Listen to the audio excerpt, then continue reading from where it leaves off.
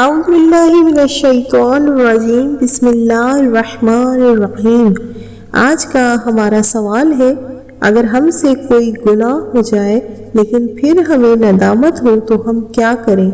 گناہ سرزد ہو جانے پر اللہ سے معافی مانگنے کا طریقہ کیا ہے؟ جواب: سورہ نساء۔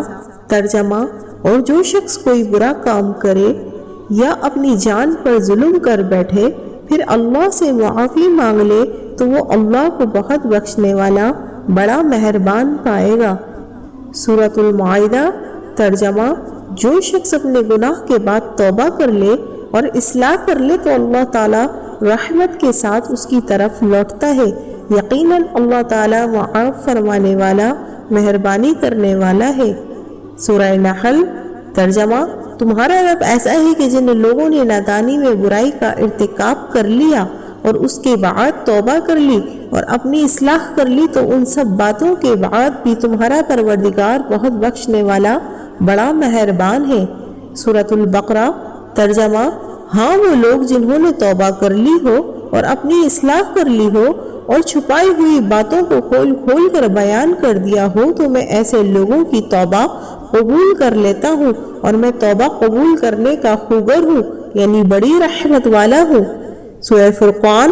ترجمہ: جو کوئی توبہ کر لے، ایمان لے آئے اور نیک عمل کر لے تو اللہ ایسے لوگوں کی برائی کو نیکیوں میں تبدیل کر دے گا اور اللہ بہت بخشنے والا بڑا مہربان ہے۔ سورہ طٰہٰ۔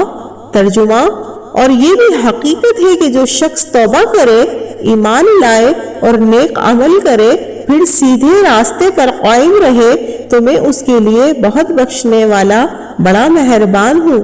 سورہ تحریم۔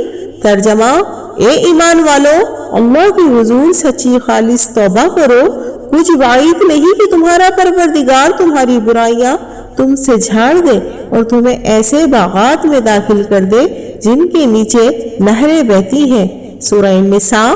ترجمہ: اور اللہ سے مغفرت طلب کرو، بے شک اللہ بہت بخشنے والا بڑا مہربان ہے۔